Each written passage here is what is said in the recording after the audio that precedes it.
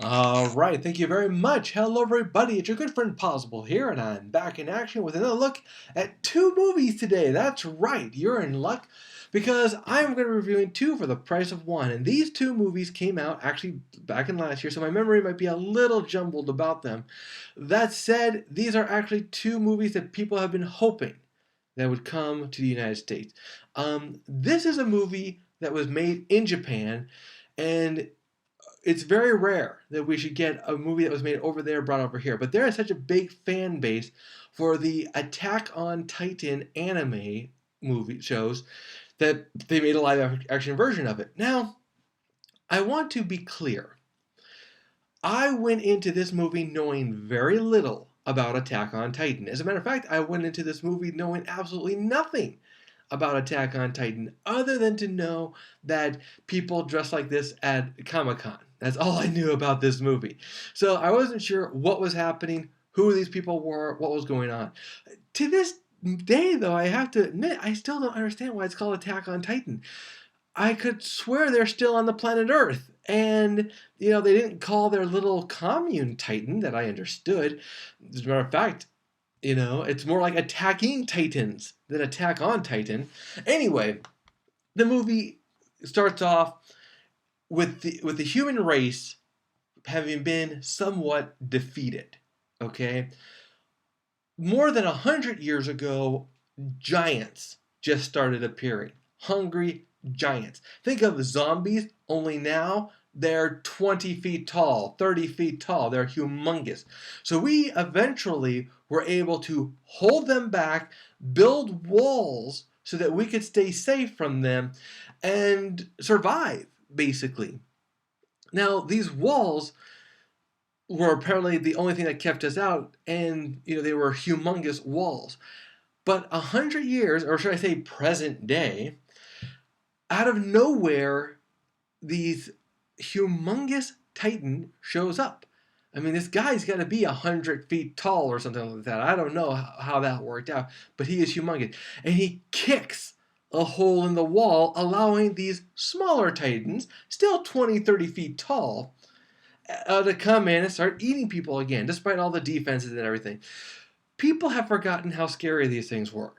So it was obvious that we didn't know,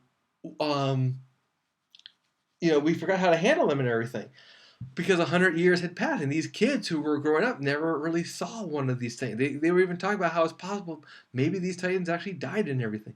Well, fast forward to a few years later, we meet up with our two friends, two gentlemen who, of course, I cannot pronounce their names, and they have joined the military ranks to help defeat the Titan horde. What's interesting is the levels that they have. And like I said, I saw this back in December, so my memory's a little jumbled.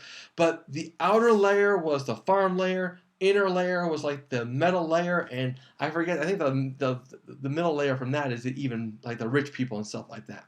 The point is, they lost their farm, and now they got to get their food and everything, but they need their farmlands back in order for that to happen. And so that's their story. They got to go into the farmland and defeat these titans.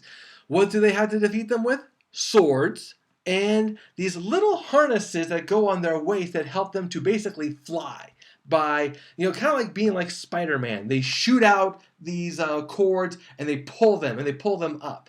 One of the best moments I saw was that they knew the titans were here. All the cadets pulled out their swords, launched their cords, and just started flying all over the place. It's kind of like, it's so amazing because Asian movies, they love to have people flying, only now they have a explanation to why these people are flying, and there's a way to defeat the titans and everything. Kind of. These titans are not that easily to defeat. Now that's part one. There's more to it.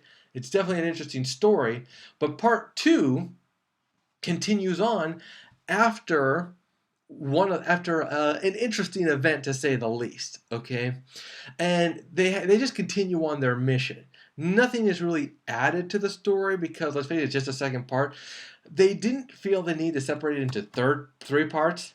Thankfully, they decided to just do two parts, and this part was just a continuation because there was just so much to tell and so much to reveal. Twists happen, surprises happen, and there's a lot of internal troubles and external troubles.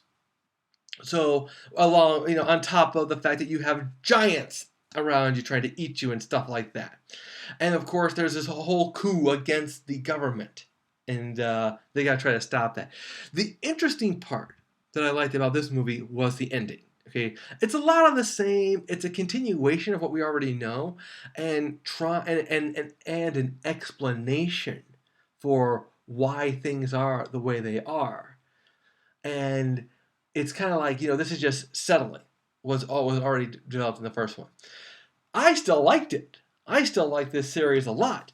I wonder though if I will continue to like it after I've seen the original anime. See, a lot of people who did not like this movie saw the original anime, so it's going to be interesting to see my opinion of it and all that. That said, I will say this about this movie. It wins with characters more than anything else. The action is really flashy. It's high flying. It's really incredible. Very classic Asian martial arts and hilarious characters. There's this one farm boy who he's this big. He's the quote unquote big jolly fat guy. He's just a big guy, but he is incredibly strong. Watch for him. There's moments where his strength is just incredible, and it's hilarious too. And then there's this one girl with the goggles on all the time. Cannot have been very comfortable to wear those, but golly, did she win me over. She was hilarious.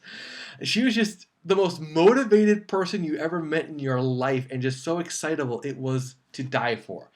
And of course, you have the two buddy friends. You got the rivalry. You got the love triangle. A lot of the characters who were just there didn't last very long anyway, so I really can't complain. And, I enjoyed it. I thoroughly enjoyed it. It's true, like I said, I don't know anything about Attack on Titan. I learned a lot, but did I really learn everything? The answer is probably not. But that's okay. I enjoyed what I watched out of it, and if you have a chance, I recommend watching Attack on Titan, the live-action versions, Part 1 and 2. I think you'll get a kick out of them. Alright guys, that's it for me for today. We'll see you at the theaters.